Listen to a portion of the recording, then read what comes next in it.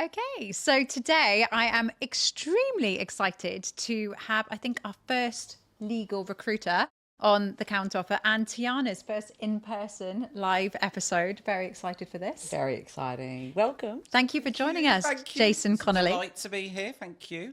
And I think there's one thing that people won't know who have just started listening to this. One thing that I think is really interesting about you is that you built your recruitment career, you built your own company, but it all started very differently. Can you take us to the beginning of how you started your career? Because it wasn't recruitment, was it? No, it wasn't. So I think a lot of us, first of all, we don't set out to necessarily be recruiters. I don't think anyone starts out young in their career or at school going, I want to be a recruiter. I think we fall into it. And my story was much about that. So I grew up in London initially. And then when I was 13, I moved to Kent to an all boys school, which was one of the bottom 3 secondary schools in the country at the time. Bottom, Yes. At least it was top for something. But it was, we basically moved from London to Kent and we found this beautiful area to move into a bigger house because London was so expensive. Yep. And we moved to this beautiful area called Rochester. But what my mum didn't realise, my family didn't realise at the time, was surrounding Rochester was all these other towns, these beautiful towns called Medway. And where I went to school in was an area called Chatham, which is actually where the word chav derives from, the Chatham chav. God. So Fascinating. yeah, so I didn't have a great time in school. I pretty much left education as soon as I could. Did you? Why didn't you have a great time in school? I think, one, there was no real teaching going on. It was very much a game of survival.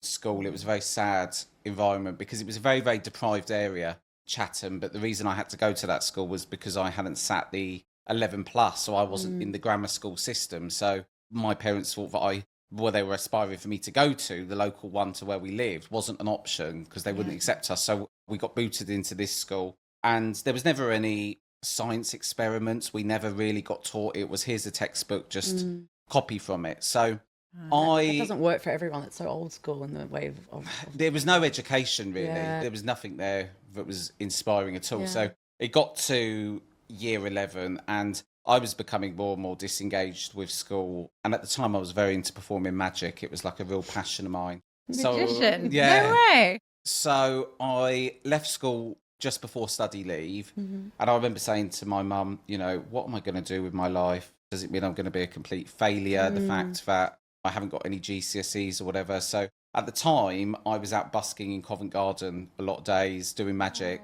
No way. And then as soon as I left school, I was working part-time as a dishwash in a restaurant, and then doing magic all the while longer. And then did that for a couple of years. The magic was going very well, was touring all around the country, doing different stuff, won a lot of competitions. When I was 18, I got a job at Virgin Atlantic.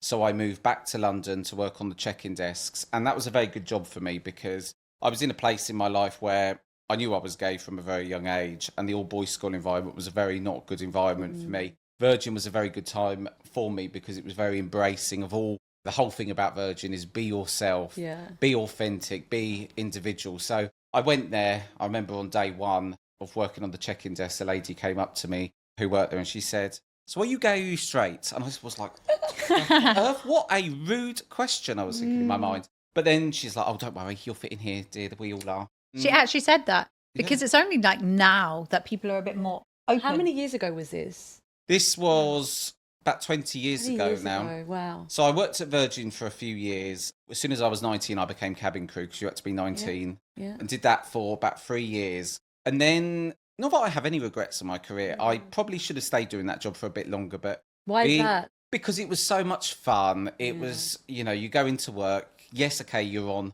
beer money, living a champagne lifestyle. So doesn't sound all so bad. No, it doesn't. But you wouldn't have a pot to piss in, quite frankly.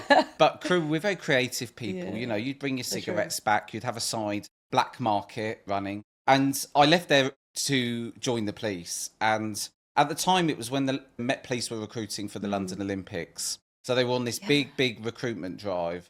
And the story goes, so I was living in one flat share, and this cabin crew lady that I trained with called Imogen persuaded me to move to Putney to live in a house share with her and her partner, which became a bloody nightmare because they were it was not a good relationship to be within the middle of, because there was a lot of arguments and whatever. However, when Imogen was away, it was very nice because me and Leon got on very well. And he tried for about 3 years to get into the police, and he hadn't managed to get into the police for one reason or another. However, he applied, and I thought, you know what, I'll apply too, not really thinking about it, not really giving it too much thought. So we had our interviews about a week and a half apart, and Leon, who worked as a chef in a restaurant, had paid a good amount of money to go on a week's course to get into the police recruitment process. And I went round the day after he'd had his interview, and he was going through all these books with me and saying, look, this is the verbal reasoning, this is what they're going to ask, because the police recruitment process is the same all up and down the country. It's a set process. No matter where you interview, that is the process. So Liam was going through it with me, and I thought, do you know what, there's no way I'm going to get in at all. So anyway, I went for my interview, did it, and then about a week later, he called me, and his world had ended because once again, he'd failed to get in. But then I was away 2 weeks later, and he said, oh, there's a letter arrived from the Met Police for you. So I said, well, just open it. It's the golden I know. And then he said, you've got in. Oh, my God. And then at that point, I started using, well, I can't not take it now. Look, this was Leon's dream. So I sort of persuaded myself that I couldn't do this flying around the world forever. It was taking its toll a bit because I'm diabetic, and being in different time zones with insulin and whatever wasn't working well for me. So I joined the police. I remember arriving on day one with my suitcases, thinking, what the hell have I done? As I'm stood on the parade square being shouted at. But before you go into that, I actually really want to know, that is such an awkward conversation with your friend who wanted to be, that was his dream, and he's telling you the news. How many times does that happen in recruitment when, like, oh, I got the job, oh, I didn't. How do you freaking deal with that situation?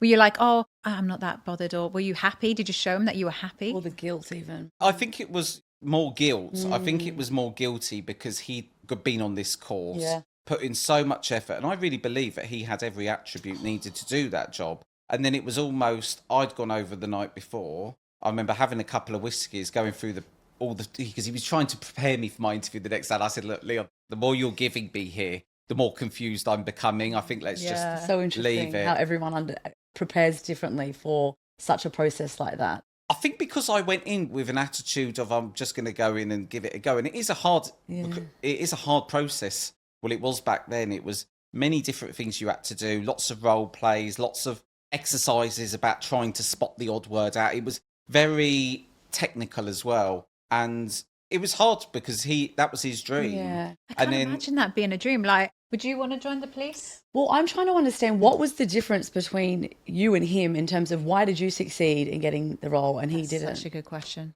If you're really honest and look at the process and who you are as individuals.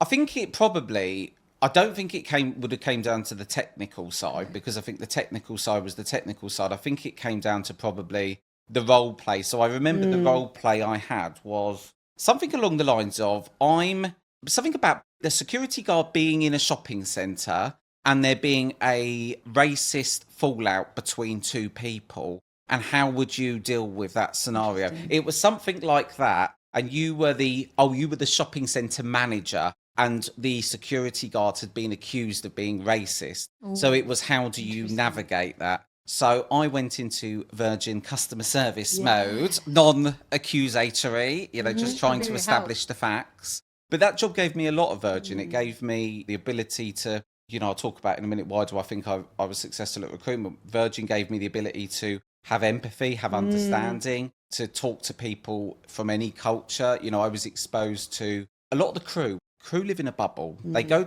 down route, and then they live in this bubble where they always go to the crew restaurant, the crew this, the crew that. But I was always a lot more curious as to wanting to go to, see the deprived areas, see this area and whatever. So I did live in the crew bubble, and don't get me wrong, in Johannesburg I used to love the crew steak restaurant where we get steak for £10, be treated like a dream. Royalty. But it opened my eyes a lot in terms of how lucky we are, and a lot of the time we take for granted. And it was around that time in my life as well that I was on a flight, and a crew girl had mentioned to me about the book The Secret, about the law of attraction. And that was starting to come onto my radar as well. So that's like your kind of psychology interest that kind of led nicely into recruitment. But and the reason I was saying to Tiarna, would you want to join the police? I think you're quite rare I haven't met anyone who wakes up and thinks, I'm going to apply to be a part of the police. That's just me. That's probably my sheltered life. But what in you made you think, imagine Jason, the policeman? So there is a little bit more to the story. So at the time, I used to get a lot of days off at Virgin, and I had been dating. I say dating in the loosest sense of the word. This guy. We can elaborate on that later. This guy in America, and I was swapping all my flights to do LA flights. But the problem was you could only fly 900 hours, rolling hours a year, because any more than that, your exposure to radiation is too much. So Really? if you start, because you can swap your flights, they had this platform where you could trade flights. So I was swapping all my flights for longer flights, which meant I was racking up too many hours. So when the scheduling came, I would sometimes find that I've got a month off with no flights, which is not good because a lot of our pay was attached to sectors and how many sectors we flew. So I was having a lot of time off. So initially I decided to apply as a volunteer police officer, which is a special constable. And I was really doing that. And that was great because you sort of turn up when you want, maybe do a nice, exciting operation where you go on the blues and twos. So my experience of the police at that point was very good. I kind of felt that I wanted to do something that was worthwhile. And I felt that flying was a job, but it wasn't a career, I didn't feel. Yeah. Because for me, when I looked at the older crew who'd been doing it for a lot of years, your pay wasn't ever going to be great.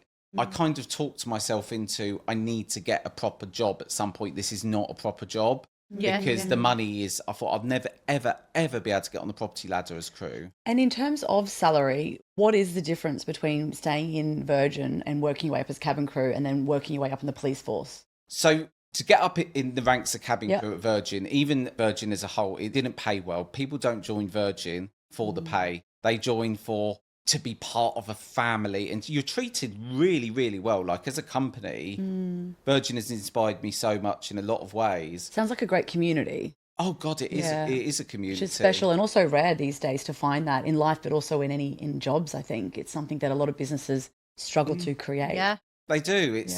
We used to be, even back then, Richard Branson would have a party once a year in his house in Oxfordshire where we'd all get invited to his back garden. Oh, you've got to tell us some stories about that. and- What's some stories about that? Do you know what? They were just so much fun. And he is like a life and soul person. There was instances where if we flew to Antigua and he was around, because the Antigua, you'd get 4 days in Antigua because the flight would only go twice a week. Yeah. He would then fly the crew over to Necker Island to then spend time with the crew. And he's just a lovely, lovely guy. And How would you describe him? very short attention span. Okay. He is someone that his brain works very quickly. And he's someone that will spend 10 minutes moving around the table. But if you're not keeping his interest, you could just see somewhere else. He's someone that's got a high propensity to, he's very creative, very grounded, do you know what, a really, really nice guy. And he really cares about the people who He's work at dyslexic Virgin. as well, isn't Yeah, I he? He's think known. he's dyslexic. He is. Love Neurodiversity. dyslexics, being one myself. But one thing I really want to know, so moving towards the police force, what is it really like? I grew up thinking people who work for the police are like the saints of the world, you know, the people who you'd see a policeman. Like even now I'm driving in my car and there's a policeman, okay, yes, I'm driving nicely, I'm not looking at my phone. Does it become a way of life or is it a job? Do you become kind of quite militant? Yeah, I didn't have a great time in the police for a number of reasons. I think the first thing that you need to understand about the police is it attracts people who could have narcissistic tendencies, really? people who seek out power. Interesting. And it attracts that type of profile as a person. Not all the time, but those sorts of people will gravitate towards that. And I think it also desensitizes people. So you go in as a police officer, you're exposed to tragedy, you know, on a daily basis. And you're seeing the absolute worst of society. You're seeing people in their absolute rock bottom moments. And there was lots of things I saw in my time in the police, which I'd never want anyone to see. Such as? And, children being sexually abused, people committing suicide, and people that, just loads of things. But what that does over a period of time is it desensitizes you and it breeds this kind of culture of, you lose the humanness about you. Yes. And I was starting to find that it was grating me more and more because it was just showing me such low vibe energy all the time. And I didn't have a great time in the police being gay because my line manager was just not a very nice person.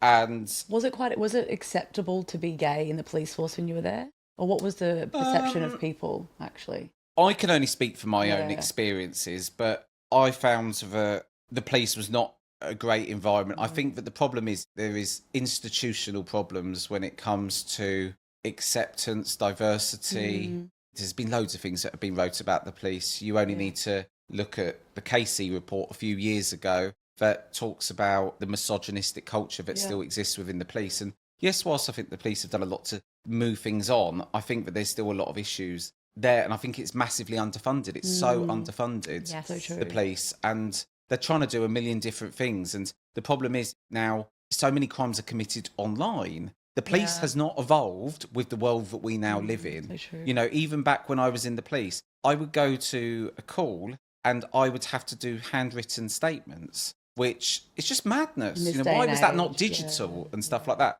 So I didn't have a great time, and there was a lot of things that I just wasn't particularly comfortable with. But I got to a point where I just knew I had to leave. Was it at the lowest point of your career, would you say? If you were to describe one point that was the most toughest part of your career thus far, which would it have been? A lot of the toughness started from that moment of joining the police, because I was in a very, very low place when I left the police, because I'd had a number of things happen that just were grinding me more and more down. Why didn't in you the leave police. straight away? Like, I was interested in, you've got two types of people, right? People who hate a job within the first few months, but they stick at it anyway. What stopped you leaving let's say, a few months in when you thought, do you know what, I don't like it here? I think it wasn't as kind of cut and dry as there was a particular moment. It was a kind of unfolding of many different things that were going on as well in the team that I was on. The team I was on was very toxic. I worked as a response officer on Southall. And I think that it got to a point one day where I said, I've got to leave. I've just got to do it.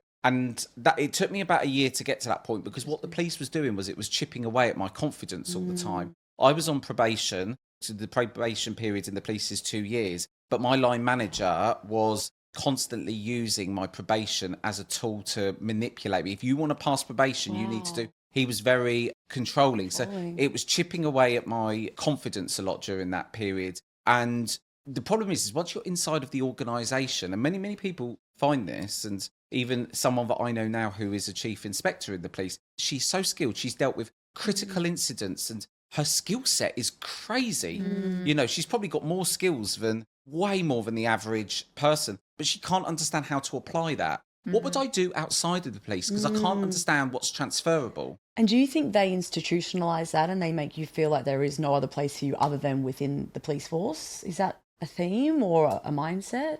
I think it's you're not in a private business. Yeah. And I'm not saying this, again, I'm speaking in very general Yeah. terms. In a private business, you're trying to inspire people. You're trying to lead them. You're trying to up a vibe, because that's what's conducive to business success and sales. In the police, everything you do is low vibe. Really? Yes, you might have a high vibe because you're helping someone, but when you're going to 7, 8 very, very negative things, you become very cynical. It starts to really lower your vibration, so you can't see what life might be like outside. Yeah. It makes you very pessimistic, I and can it's a imagine. very glass half empty Yeah. environment. So when you're in Yeah. that environment all the time, and you made an interesting point earlier where you said, is it a lifestyle? It is a lifestyle, because the moment you are a police officer and you have that warrant card in your pocket, even when you're off duty, if I see something and I walk past it, that could come back on me. Oh my gosh, imagine working for an ex-police officer. I'd be like, what are you doing? But I want to move on to, because you were obviously... We'll never get onto recruitment at this rate, but it's all relevant. Well, I think one thing a lot of people Part wouldn't... one.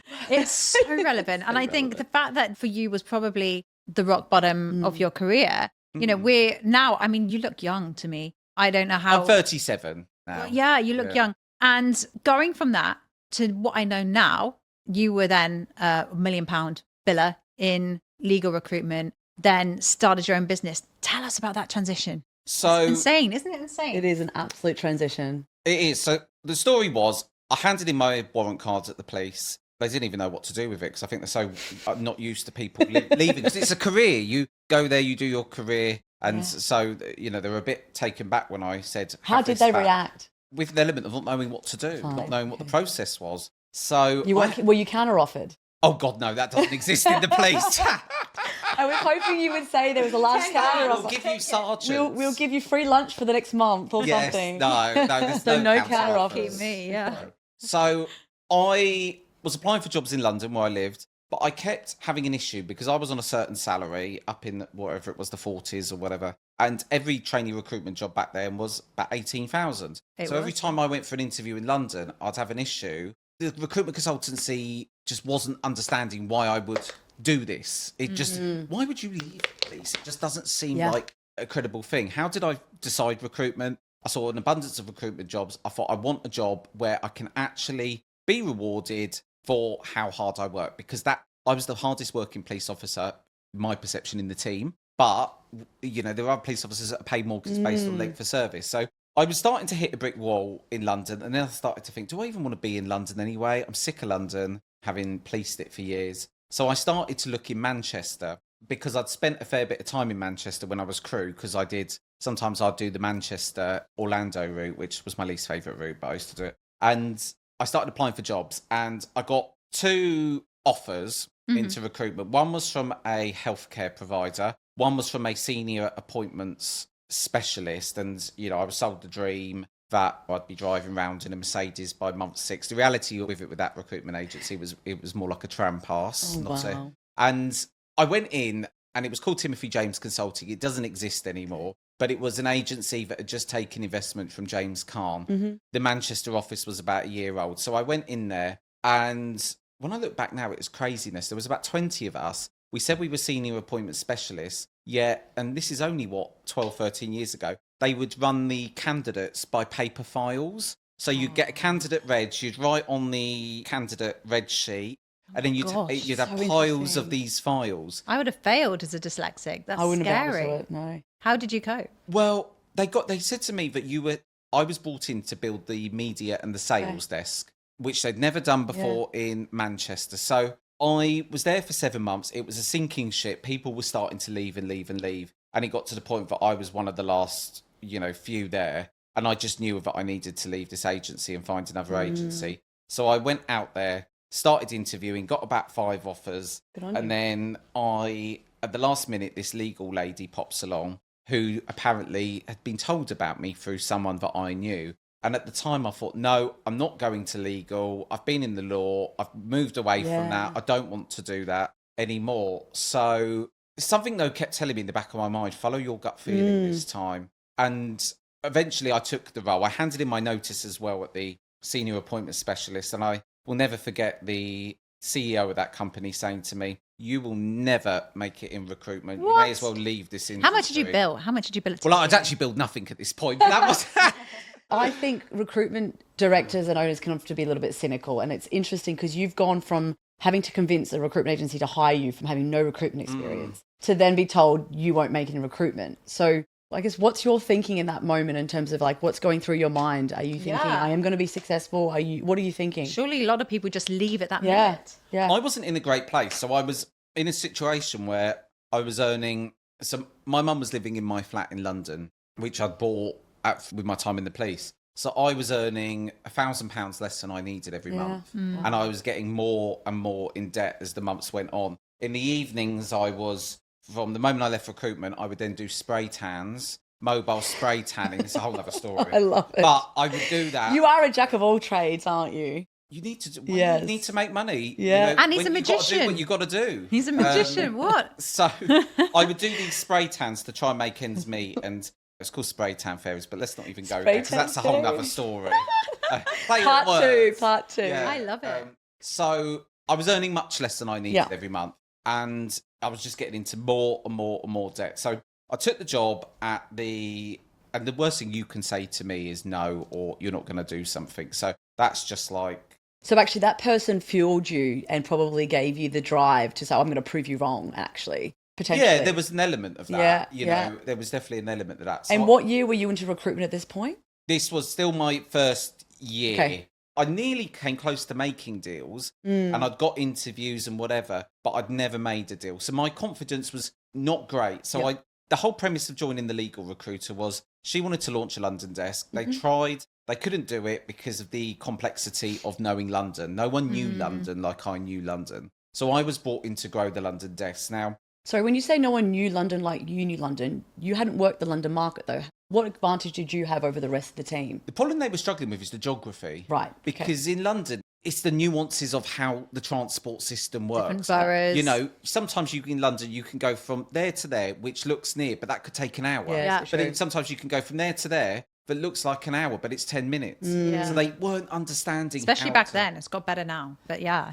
getting trains. They didn't have the anywhere. Elizabeth line. No, that wasn't a thing. But I knew London inside out. So she said, I want you to grow London. So at the time, there was about 15 of them. They were called Douglas Scott Legal Recruitment. Still didn't get much training, went in there. On day one, I was just given a load of printouts, loads of printouts, and said, work on these. And I'm sitting there thinking, I don't know anything about any of this.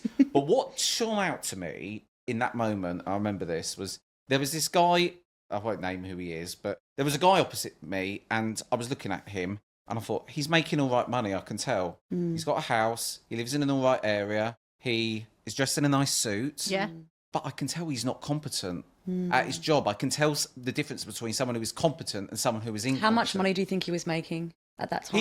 I think he was making probably about a couple of grand commission a month, which fine, and that was good enough for me. And I thought, if he can do it, I can do it. So what I started doing in every waking moment was, I thought, I'm just going to have to train myself how to do this properly. So I started listening to, because books have never been my thing. I'm not able to really concentrate long enough to read a book. I would listen to audiobooks, and I would listen to every single audiobook and YouTube video on everything I felt a successful recruiter needed. So obviously a place to start was sales. I remember listening to this book called Richard Denny, Selling to Win. And it's a very good book. And it's about this guy from the boom days of IT. And he would talk through, this is what you need to do to make it in sales, the prospect, this, that, and the other. So... I'm glad that you say this, by the way, because a lot of people go into recruitment and they try and pretend it's not sales. It is. And it is. Yeah. I'll go on to this, but what I knew that I needed was I needed to understand psychology. I needed to understand how to influence people. I needed to understand how to communicate, to be a really, really, really effective communicator. And the psychology, there was so much there that I knew I needed to know. So honestly, I was like a mobile library, and every free moment I had, I would be listening to something. Now, maybe a space of 4 months, I started to become the biggest biller in that agency. And what was that? What were you billing? So it started off maybe 20 grand a month, and then it just kept going up and up. Biggest ever month, biggest ever billing month. Tell us. My biggest ever billing month was 170 grand. And how, that's impressive, by the way. That was about a year forward. So basically, just to go back to this, the owner of that agency put me on a pedestal. I was the top biller pretty much every month for 18 months. But there was an issue there, which is she was growing the agency quickly off of my billings, but I would bring client in, client was taken off of me. I would bring client in, another section of the market was taken off of me. Happens so much. Yeah. Yeah. Yeah, and I didn't like that. That really started to grate on me, and I thought, this isn't working for me. And the final straw in that agency was one day I'd been told I'm no longer allowed to do this part of London anymore because that's got to go to this lady. And I thought, okay, fine. But why? Because the logic was, bring someone in. If they're weak, use Jason to prop So them you up. were essentially the kind of the glue in between, and they were using you to completely... I've been that person. Yeah. Because you're the salesperson. Yeah. Let's use these people because they can fill the roles you can bring on the client. And how did it make you feel?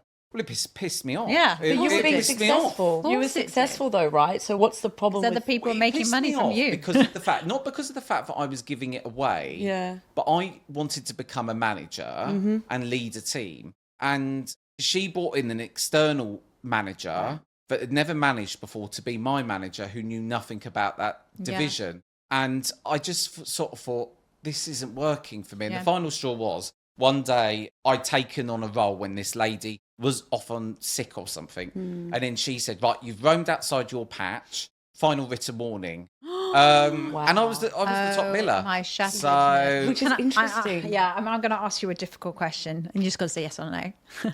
Are you a control freak? Because I am. And I think any good recruiter needs to be. yeah. You need to be controlling all aspects of a process. You need to be, if you are not a control freak, a good recruiter is in control. Because this job, it's so easy to feel out of control. Yes. And you don't want to be in that position as a recruiter where you're chasing your tail. all the time where Yeah. things are happening and it's reactive. You know, a lot of recruiters will go, right, I'm going to do BD. Oh God, now I need to do candidates. You know, this isn't happening over here, and plates are just dropping. The hardest thing in recruitment at times is to be ahead of the process, Yeah. to feel in control. Yeah, so true. And I think now that you're running your business, what do you think you learned from that period of your life, and how do you kind of bring that into your business now? My earlier experiences gave me a lot. It Yeah. gave me an understanding of perspective. You know, I think the most important things in recruitment is you've got to add value. So many salespeople are trying to sell something without understanding what the pain points are. They go straight into sales mode. Here's my role. Are you interested? Are you interested? Are you interested? But the candidate then is only going to be interested or not. But do you not want to understand what that candidate actually wants? Because especially if you're in a candidate driven market, so many salespeople go wrong with this. They pick up the phone and they're selling. You can't effectively sell unless you understand the pain points. So true. And the two main things that I try and teach people in recruitment is about perspective. It's you don't matter in this process. What the recruiter says does not matter. It's about that person and being what that person needs to be. Then you can start the process of influencing and whatever. And you've got to understand about adding value. That's so interesting, because that probably comes a lot from your Virgin days and your customer service background, I would say. But when you've got people in your office now that don't have that background and they're fresh out of school or grads, how do you teach them that? How is that skill set taught? And let us just add to that, you're quite unusual in the point that you have taken trainees to MD level. Yes. I don't know, because I only have I'm not someone that spends a load of time, and probably I need to spend more time listening to lovely podcasts like this and stuff about recruitment. But I've always been very just trying to keep my head in what we're doing. But I believe that when I opened an agency, I always wanted to be an employer where someone should never have to leave because of a lack of opportunity. My view has always been that the sky is the limit. If someone wants to be a part owner, great. Is it going to be easy? Absolutely not. Was it easy for me? Absolutely not. But is it possible? Yes. Will I help you get there? Yes. Will I hold your hand and mentor you? Yes. I will do all of those things. I'm not going to make you jump through what a lot of employers do is, look, Mr. Employee, if you want this, you need to jump through all these different hoops to get there. And the goalposts are moved and constantly moved, which is what we hear daily. I've always wanted a company where I don't want people who work in the organisation to have that Sunday night dread. Oh, God, it's work tomorrow. Yeah. I think we all have a little bit of that. Yes. Even I get that sometimes. But I wanted to have a place that's fun, that's inspiring, where you can get trained. And in the early days, my impression was I'm never going to hire experienced recruiters, because my opinion of the caliber and standard, which is why I started JMC, was so low. The rest of the market is so low. Experienced recruiters would come along saying, right, yeah, I'm a top biller in my agency at 160,000. I want this salary. And I'd sort of sit there thinking, that's not top You're not biller. worth that. You Yeah. know, that's very average. But it's also a risk to grow your own. And you are quite unusual as a legal recruiter, because I know most legal recruitment businesses, they settle for sort of lawyers. They think, oh, they've got the circles, ex-lawyers who want to go into recruitment. And that's not you guys, right? You haven't got a whole group of lawyers working for you. No, we haven't. And I've had a lot of trial and error with recruitment. Hiring the right people is all about the right people. And I have got it drastically wrong. You know, I've probably got a back catalogue of mistakes from Bristol to Reading. I've got loads. I think that a lot of people are afraid of failure. They're afraid of getting it wrong. They're afraid of what that looks like. And if anything, I've probably been too quick to take a roll of the dice. I've made decisions which were probably not well enough thought out. And I've had a lot of experience of taking on people that have a good experience, but they don't work out. And I've come to the conclusion now, at this point, that it is all about attributes. It is about finding that person who is unhinged in the pursuit of success, that can be moulded, that can be criticised, but take it on the chin. You're looking for attributes. And how do you define that through the process? What does your process look like to get to that? Our process has changed a lot, and I'm constantly looking at it. Yeah. It's so hard to train someone in recruitment. And it's probably one of the biggest things now that I am always looking at is, how do you train someone to get them to be effective? Because what we do is senior level recruitment. We don't dabble in the junior side of things. So to teach someone the law, all the soft skills that they need, there's so much. It's very draining. I don't even use the word train anymore. Training is, here's how you use the systems. What it really is mentoring. So you're looking for someone that is that person going to inspire me in the morning, because it's so hard to train someone or mentor them. Can I actually work with that person? Do they have the drive, the tenacity, but the emotional intelligence to do this job? Because us recruiters, you know, we get clients say to us, oh, you charge us far too much, you agencies, what you do. Yes, Mr. Client, that's because we make it look easy. Yeah. It's not easy. Because they don't see what goes on behind. But I think one of the things you said there that's really sticks with me, you've got two types of people. You've got one type of person, and you're very giving. Like, you want to train, you want to really help people because you care. Lots of people today don't like taking feedback, and it's sad, and I see it everywhere. And I think the best thing that anyone can do who's listening to this, wants to go and work for a recruiter, be open to feedback, even if you don't like it, because you've done it. So someone said you should leave recruitment. You know, you took that feedback, but you have a choice. You could have left recruitment, but no, you decided, I'm going to go stay in recruitment and I'm going to set up on my own.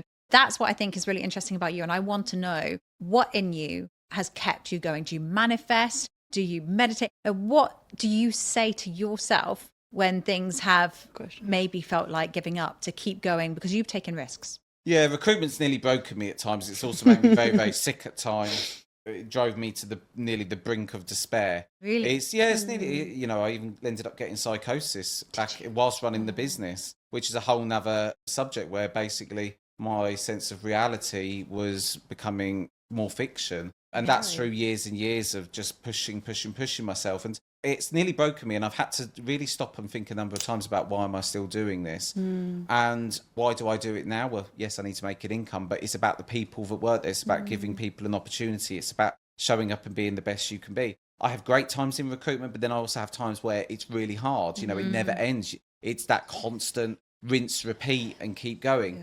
And I think what's driven me has changed over the years, and I have to often step back and think, what is still driving me to do this? And I think that I do love recruitment as much as I ever have, but it's really different being a recruitment owner to being a recruiter. And there's times where I've really had to think, why did I choose this option or this option and this option? Bring your why. You know, and I can't remember what. And you're also now responsible for other people's livelihood. So if they don't have a salary or they don't get paid, that actually, you carry the burden of that. Yeah. So I'm wondering, if I was to call your top biller in your agency right now and ask what they would say about you, how would they describe you? Probably slightly unhinged, very, very, very driven. I like to bring a sense of humour to the job. I think the job of recruitment is hard enough as it is. And I think you've got to have fun internally. You've got to lighten it, and you've got to laugh, because recruitment is hard. We all know that. But I think that I would like to think people would describe me. I'm not sure they'd maybe use the word professional, even I am professional. In your own way. In my own way. I know that I'm good at what I do, and we're all great at what we do. But I think that I would hope that people would describe me with a sense of fun, because I try and bring my best self to work every single day. Yes. I love that. That's so powerful. And I see that. And I met you for 20, 30 minutes, and I got the sense of the passion, the love. But let's be honest, right? Let's say someone's about to come and start working for you. What's the hardest thing about being managed by Jason that you're aware of, that you constantly have to fight? Because we've all got them, right? I think the hardest thing is, and you mentioned this before, feedback. You've got to be, if you want to progress, you have got to be the sort of person that can take feedback, because actually to give someone really honest feedback is actually quite a hard thing to do, because you have to frame it in the right way. And I think that I am very honest with people, and I will tell people my honest thoughts about how I feel about them during the training process. But I'm very careful with my words. I'm very careful how I put things and frame things. But I think the hardest thing about joining us is you will get great mentoring from me, and I will give you all the shortcuts possibly available to be whatever type of biller you want to be. If you want to be £1 million biller, I'll show you how to do it. I'm not saying do it, because it's very unhealthy to bill at that level, I think. But I think the hardest thing is probably the incline of learning, that when you work alongside me, I will give you everything that I possibly have energetically, but I need to feel that back. You need to be open to receiving it, and not, I think sometimes it's like, I remember my first job in sales, the guy was standing over everyone. Here's a script, do the script. And so many people just went red and they were just like, oh, he's all over me. And I remember thinking, no, he's going to make me money. Keep it. Keep doing it. Tell me.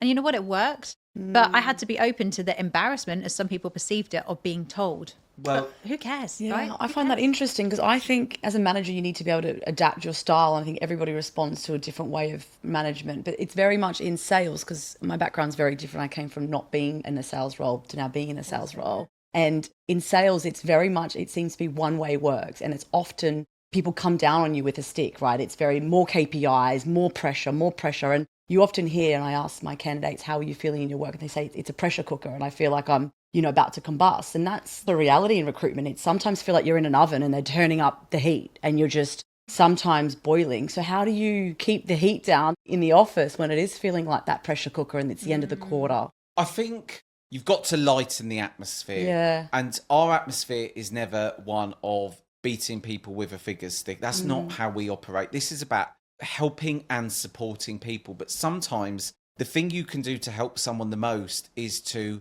hold up a mirror.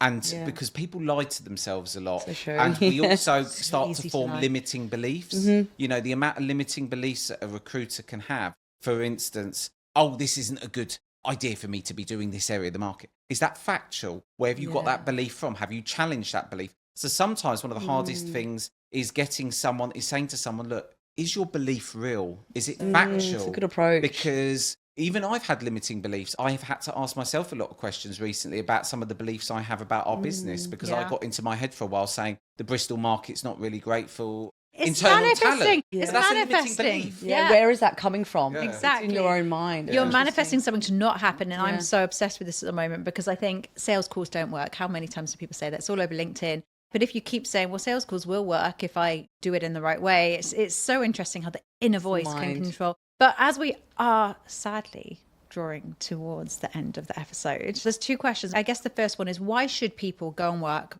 with you? Really easy to answer this. Mentoring. Really, really good quality mentoring in every aspect of recruitment. You will understand how to, if you're good enough, deal with the big 50, 60, 70, 80k deals. It's mentoring.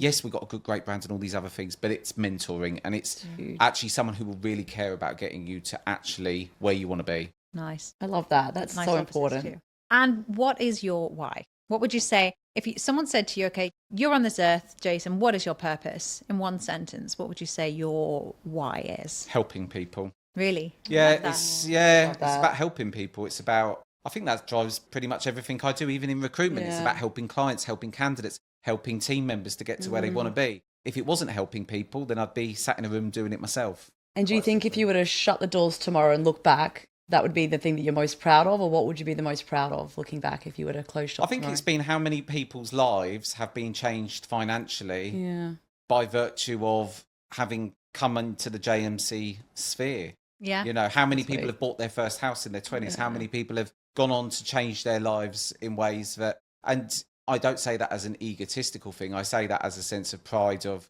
by really giving people my everything, it's enabling people to really understand what they're doing. Yeah. And I'm teaching through my hard learned experiences. You know, I wish someone had taught me in this way at the beginning, because I had to find most things out the hard way through trial and error. And it's amazing that recruitment is the engine to be able to allow you to do that. You can buy your home in recruitment. You know, you don't need a degree. You just need a lot of resilience and hard work and good mentorship. Definitely. I think the recruitment industry is great. Yeah. I love it. I Yeah. still love it as much as I ever have. And I think for the right people, Yeah. it is such a great job. If you are entrepreneurial and you possess the right skill set, do it. And you can be entrepreneurial working with someone else. But I've loved today's episode. And thank you for bringing so much humanity to recruitment. And it's refreshing in the world of legal recruitment, I think, the way you come across and the way you run your business, the fact you're open to different people based on their attitude ultimately, which is really important. Any final words from you, Tiarna?